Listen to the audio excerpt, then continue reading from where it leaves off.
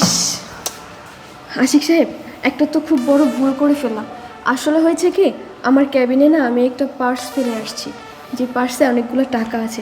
আপনি একটু প্লিজ আমার পার্সটা এনে দেবেন? ম্যাডাম হ্যাঁ অবশ্যই, কেন না, আপনি একটু ওয়েট করেন, আমি আপনার পার্সটা এখনই আনতেছি। আচ্ছা ঠিক আছে।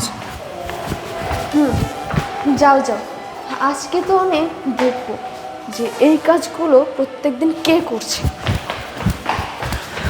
ম্যাডাম এই যে আপনার পার্স। থ্যাংক ইউ আশিক সাহেব। ম্যাডাম শুনুন না, যদি কিছু মনে না করতেন তাহলে একটা কথা বলতে চাইছিলাম। জি বলুন। আপনার ব্যাগের ভিতরে যে টাকা আছে প্লিজ একটু চেক করে নেবেন। আরে না না, সমস্যা নেই, আপনারা সকলেই আমার বিশ্বস্ত স্টাফ, এই টাকা চেক করার কোনো প্রশ্নই ওঠে না। তারপরও ম্যাম যদি একটু চেক করে নিতেন তাহলে একটু ভালো হতো। আরে কোনো সমস্যা নাই। আচ্ছা বাদ দিন, আপনি গিয়ে কাজ করুন। ওকে ম্যাম ঠিক আছে, আসি তাহলে। আসসালামু আলাইকুম। যান। ওয়ালাইকুম আসসালাম।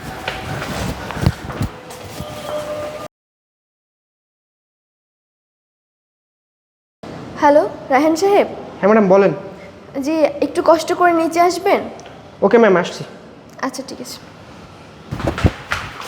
ম্যাম আমাকে ডাকছেন? জি, আসলে হয়েছে কি, আমি না ভুল করে পার্সটা নিয়ে চলে এসেছি।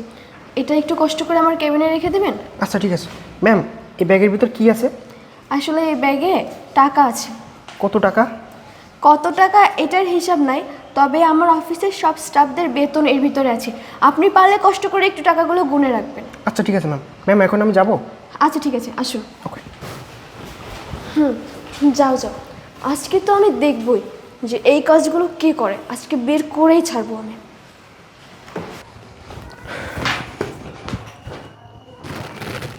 দেখি তো ম্যাডামের ব্যাগের ভিতর কত টাকা আছে। এতগুলো টাকা! সাগরের পানি থেকে যদি এক বালতি পানি উঠাই কেউ টের পাবে না।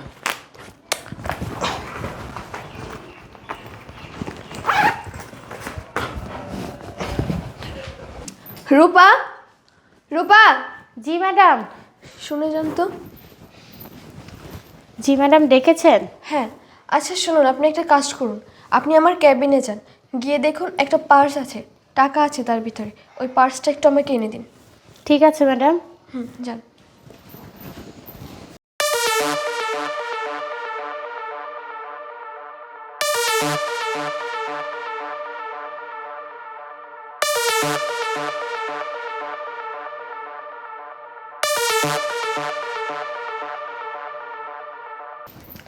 ম্যাম এই নিন আপনার ব্যাগ।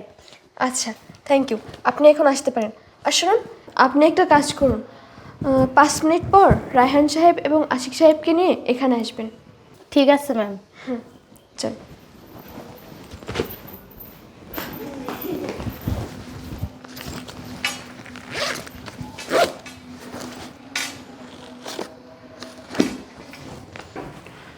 ম্যাম আপনি কি আমাদেরকে ডেকেছেন?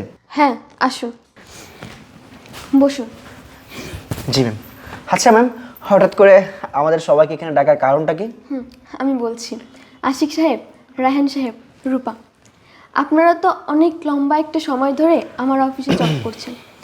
আর তাছাড়াও আপনাদের সঙ্গে আমার তো শুধু অফিসিয়াল সম্পর্ক না, অফিসের বাইরেও আমি আপনাদেরকে যথেষ্ট ভালোবাসি এবং যথেষ্ট ভরসা করি, যথেষ্ট সম্মান করি। হ্যাঁ ম্যাম, সেটা তো আমরা অনেক ভালো করেই জানি। আমাদের অফিসের সম্পর্কের বাধে আমাদেরকে আপনারা অনেক আপনজন মনে করেন, কিন্তু আমাদেরকে ডেকে এসব বলার মানেটা কি? মানেটা আমি এখন ক্লিয়ার করে বলছি। আসলে আমি আজকে সকালে আমার এই পার্স ব্যাগটা আপনাদেরকে 3জনকেই আনতে বলেছিলাম। আপনারা হয়তোবা এটা আপনাদের জানার কথা না যে আমি 3জনকেই বলেছি, কারণ আমি আলাদা আলাদাভাবে 3জনকে বলেছি।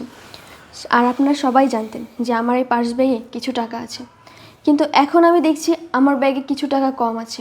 হোয়াট ম্যাম, আপনি এটা কি বলছেন? টাকা চুরি, তাও আবার আপনার ব্যাগ থেকে? ম্যাডাম আমার থেকে কেন জানি মনে হচ্ছে আপনার ব্যাগ থেকে টাকাটা এই মেয়েটা চুরি করেছে। কারণ এই মেয়েটি যখন আমাদের এখানে চাকরি করেনি তখন দেখতেছিলাম এই মেয়েটির দিনকাল খুব খারাপ যাচ্ছিল। ওর একটা অসুস্থ মা আছে এবং একটা ভাই আছে। ওর ভাইকে ভার্সিটিতে পড়ালেখা করতে পারছিল না, মার চিকিৎসা করতে পারছিল না। কিন্তু যেদিন থেকে আমাদের এখানে চাকরি নিয়েছে সেদিন থেকে দেখি মেয়েটা দিব্যি খুব ভালো চলছে। ওর ভাইকে ভার্সিটিতে ভর্তি করিয়েছে, মার চিকিৎসা ঠিক ভালোভাবে চালাচ্ছে। তার মানে এইসব করো তুমি এখানে বসে বসে, অফিস থেকে টাকা চুরি করো, তাই না? ম্যাডাম আপনাকে বলেছিলাম না এই মেয়েটিকে বেশি লাই দিন না, লাই দিতে দিতে আপনি তোকে মাথায় তুলে ফেলেছেন। না না ম্যাডাম, আমি টাকা চুরি করিনি। ওনারা যা বলছে সব মিথ্যা কথা। ম্যাডাম, আমি গরিব হতে পারি, টাকার প্রতি আমার কোনো লোভ নেই। আর ওনারা বললো না যে আগে আমি ভালোভাবে চলতে পারতাম না, খেতে পারতাম না। আসলে ম্যাডাম, আমি আগে চাকরি করতাম না, আর চাকরির জন্য অনেক ট্রাই করেছি, কোথাও চাকরি পাইনি। তার জন্যই আমার দিনকাল অনেক খারাপ গেছিলো। আর ম্যাডাম, আপনি তো আমাকে চাকরি দিয়েছেন। আপনার এখানে চাকরি করে আমি যতটুকু টাকা স্যালারি পাই সেই টাকা দিয়ে আল্লাহর রহমতে আমার দিনকাল ভালো যাচ্ছে। কেন ম্যাডাম আপনার টাকা আমি নিতে যাব বলেন? এই মেয়ে চুপ থাকো, কথায় আছে না চোরের মেয়ে বড় গলা, চুরি করেছো একটা আবার বড় বড় কথা বলছো। তুমি কি ভেবেছো ম্যাডাম কি এরকম দরিদ্রভাবে কথা বললে ম্যাডাম গলে যাবে? কখনোই গলবে না ম্যাডাম। আমি আপনাকে আগেই বলেছিলাম এই মেয়েটিকে আপনি লাই দিয়েন না, ওকে লাই দিতে দিতে আপনি মাথায় তুলে ফেলেছেন। কারণ আমি আগে থেকেই জানতাম এই মেয়েটির চরিত্র খারাপ, ও সবসময় আমাদের অফিসের সুযোগে থাকে কখন কার ব্যাগ থেকে কী চুরি করা যায়। আর আজকে যেমন সুযোগ পেয়েছে ঠিক তেমনি আপনার ব্যাগ থেকে টাকাগুলো নিয়েছে। এই মেয়ে টাকাগুলো নিয়েছো ভালো কথা, তুমি তো ম্যাডামকে একটাবার বলতে পারতে, ম্যাডাম তোমাকে হাসতে হাসতে টাকাগুলো দিয়ে দিত, ঠিক না রায়হান সাহেব? হ্যাঁ ম্যাডাম, আশিক সাহেব ঠিক কথা বলেছে। কিছুদিন আগে আমার মানি ব্যাগ থেকে টাকা হারিয়ে গিয়েছে, আমি শিওর এই মেয়েটাই টাকাটা চুরি করেছে। আর ম্যাডাম শুধু তাই নয়, এই মেয়েটি আসার পর থেকে সবার ব্যাগ থেকে টাকা চুরি হচ্ছে। আর কালকে ওই যে ফকির ভাই বলেছে ওনার ব্যাগ থেকে নাকি টাকা চুরি হয়েছে। এই মেয়েটি এগুলো কি শুরু করেছে? আশিক সাহেব, আপনি চুপ করুন। টাকাগুলো আপনি নেন নাই, তাই তো? জি ম্যাম, এই টাকাগুলো আমি কিভাবে নিই বলেন? আমি কখনোই এই টাকাগুলো নিতে পারি না। রায়হান সাহেব, আপনিও টাকাগুলো নেন নাই? না না ম্যাডাম, বিশ্বাস করেন আমি আপনার টাকা কেন নিব? আচ্ছা, আপনারা দুইজনের কেউই যখন টাকাগুলো নেন নাই, তার মানে টাকাটা রূপা নিয়েছে। ঠিকই না বলেছেন। না ম্যাডাম, আমি আপনার টাকা নেইনি। আপনাকে আমি আগেই বলেছি যে আমি গরিব হতে পারি, কিন্তু আমার টাকার প্রতি কোনো লোভ নেই। ম্যাডাম, আপনি তো আমাকে চাকরিটা দিয়েছেন, আপনার জন্য আমি 3 বেলা খেতে পারি। তো আপনার নুন খেয়ে আমি কেন আপনার ক্ষতি করব বলেন ম্যাডাম? ঠিক আছে, তোমাকে আর বলতে হবে না। আশিক সাহেব, একটা কথা বলি, দেখুন, আমি কিন্তু টাকাটা যে নিয়েছে তাকে যে কোনো মুহূর্তে বের করতে পারি, কিন্তু আমি আপনাদেরকে অনেক ভালোবাসি। এর জন্য আমি একটা সুযোগ দিতে চাই। যদি আপনারা নিজে থেকে স্বীকার করেন যে টাকাটা কে নিয়েছেন, তাহলে আমি আপনাদের এই অফিসে থাকার একটা সুযোগ দিব। আর যদি আমার খুঁজে বের করতে হয় যে টাকাটা কে নিয়েছে, তাহলে কিন্তু আপনারা এই অফিসে থাকতে পারবেন না। ম্যাম আপনি কি আমাকে সন্দেহ করতেছেন? আরে আশিক সাহেব, কী যে বলেন! আমি কখন আপনাকে সন্দেহ করলাম? আমি তো একবারও আপনাকে ডিরেক্ট চার্জ করি নাই যে টাকাটা আপনিই নিয়েছেন। ম্যাডাম শোনেন, আপনি কিন্তু এভাবে আমাকে ফোর্স করতে পারেন না। আমি বিগত 5 বছর আপনার এখানে চাকরি করতেছি, এখন পর্যন্ত আমার নামে কি আপনি কি কেউ কমপ্লেন করেছে, বা আপনি কি কখনো শুনেছেন যে আমি কারো কাছ থেকে কোনো কিছু নিয়েছি? না, কখনো আমি এমনটা করিনি। তাহলে আপনি সবার সামনে আমাকে কেনভাবে ইন্ডিকেট করে কথা বলছেন? আশিক সাহেব, আপনি কিন্তু আবারও ভুল করছেন। আমি কিন্তু আপনাকে ইন্ডিকেট করে কোনো কিছুই বলি নাই। এখন যদি কথাটা আপনার গায়ে লাগে, সেক্ষেত্রে কিন্তু আমার কিছু করার নাই। আমি সবাইকে বলেছি, আমি আবারও বলছি, যদি স্বীকার করে থাকেন আপনারা 3 জনের যে নিয়েছেন, সে আবার আমার অফিসে আবার কাজ করতে পারবেন। কিন্তু যদি আমার বের করতে হয় টাকাটা কে নিয়েছেন, তাহলে কিন্তু আমার অফিসে আর আপনাদের জায়গা হবে না। এবার সিদ্ধান্ত আপনাদের, আমি বের করব নাকি আপনারাই স্বীকার করবেন। ম্যাডাম আপনি সেই কখন থেকে আজে বাজে কথাগুলো বলে যাচ্ছেন, আপনার কথার আগাবাদ আমি কিছুই বুঝতে পারতেছি না ম্যাম। আচ্ছা, আপনি কিছু বুঝতে পারছেন না, না? ঠিক আছে, তাহলে আমিই বুঝিয়ে বলছি। 1 মিনিট, দেখুন তো এটা। জি জি আশিক সাহেব, আপনাকে আমি অনেক ভালো জানতাম, শেষ পর্যন্ত আপনি কিনা ম্যাডামের টাকা চুরি করলেন। রায়হান সাহেব, আপনি চুপ করুন। আপনি কি ধোয়া তুলসীর পাতা? আপনার ভিডিওটাও কিন্তু আমার কাছে আছে। সবার সামনে কি দেখাবো নাকি টাকাগুলো দিয়ে দিবেন? না ম্যাডাম। কি হলো আশিক সাহেব, আপনার টাকাগুলো দেওয়ার জন্য কি নতুন করে বলতে হবে? না ম্যাডাম, যে টাকা ছি, আমি না কখনো ভাবতেও পারি নাই যে যাদেরকে আমি এতটা আপন করলাম, এতটা ভালোবাসলাম, তারাই কিনা আমার সঙ্গে বেইমানি করবে। সামান্য 1,50,000, এইটুকু টাকার লোভ আপনারা সামলাতে পারলেন না? আরে এইটুকু টাকা তো আপনাদের আমি যখন তখন দিয়ে থাকি। স্যালারির বাইরেও আপনারা যখন আমার থেকে যা চেয়েছেন আমি আপনাদেরকে সেটাই দিয়েছি।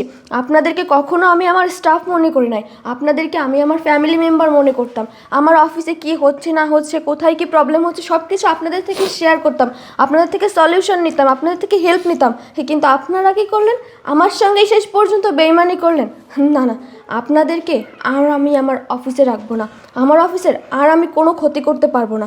আশিক সাহেব, একটা কথা জানেন, আমি বেশ কিছুদিন ধরে আমার অফিসের হিসাবে অনেক গরমিল পাচ্ছিলাম, কিন্তু আমি বুঝতে পারছিলাম না যে এই গরমিলগুলো কে করছে। এর জন্যই আমি এরকম একটা সিদ্ধান্ত নিয়েছি যাতে আমি আসল অপরাধীকে খুঁজে বের করতে পারি।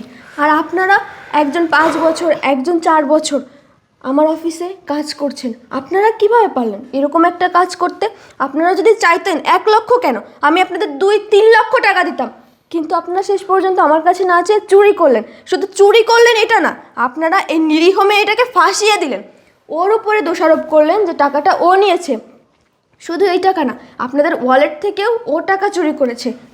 হাসিক সাহেব, একটা কথা আছে না, চোরের মায়ের বড় গলা, এই কথাটাই না সত্যি হয়ে গেল। আসলে আপনারাই এতক্ষণ গলাবাজি করছিলেন, আর আপনারাই শেষ পর্যন্ত কিনা চোর প্রমাণিত হলেন। না না, আর যাই হোক, আপনাদের মতো স্টাফ আমি আমার অফিসে রাখবো না। আপনারা এই মুহূর্তে আমার অফিস থেকে বের হয়ে যাবেন। ম্যাডাম প্লিজ ম্যাডাম, আমাদের দুজনকে শেষবার মতো ক্ষমা করে দেন না। আমরা আপনাকে কথা দিচ্ছি ম্যাম, আমরা নেক্সট টাইম এরকম কোনো কাজ করব না। সত্যি ম্যাম বলছি, আপনি যদি আমাদেরকে এখন চাকরি থেকে বের করে দেন, আমাদের ফ্যামিলি নিয়ে আমাদেরকে না খেয়ে থাকতে হবে, রাস্তায় নামতে হবে। ম্যাম প্লিজ একটু দয়া দেখেন আমাদের প্রতি। প্লিজ ম্যাডাম ক্ষমা করে দিন আমাদের। দেখুন, এই চিন্তাগুলো না আপনাদের আগে করা উচিত ছিল। এইটুকু যদি আগে আপনাদের মাথায় থাকতো, আজকে আপনাদের এখানে দাঁড়াতে হতো না। আর ক্ষমা, হ্যাঁ ক্ষমা আমি আপনাদের করেছি, তবে ওই যে পুলিশে দেওয়ার কথা বলেছিলাম না, অতটুকুই। এর বেশি ক্ষমা আর আপনি আমার থেকে এক্সপেক্ট করুন না, কারণ আমি যদি আপনাদেরকে ক্ষমা করে আবারও আমার অফিসে রাখি, তাহলে না জানি এর থেকে আরও বড় কোনো কিছু করবেন। আর আজকে যেভাবে আপনারা এই নিরীহ মেয়েটাকে ফাঁসিয়ে দিলেন, কবে যেন বিপদে পড়লে আমাকেই ফাঁসিয়ে দেন। না না, আপনাদেরকে এর বেশি আর ক্ষমা আমি করতে পারবো না। সো আপনারা এখন আসতে পারেন। রূপা, এই নাও। ম্যাডাম লাগবে না। আরে সমস্যা নেই, তুমি টাকাটা রাখো। তোমার না মা অসুস্থ, তোমার মায়ের চিকিৎসার জন্য এটা খরচ করো, আর তোমার ভাইয়ের ভার্সিটির ফিস দিও, ঠিক আছে? Madam thanks. আমাকে ধন্যবাদ দিও না, এটা তোমার সততার পুরস্কার, আর এই সততাটা বজায় রেখো। এখন যাও, তোমার কাজ করো।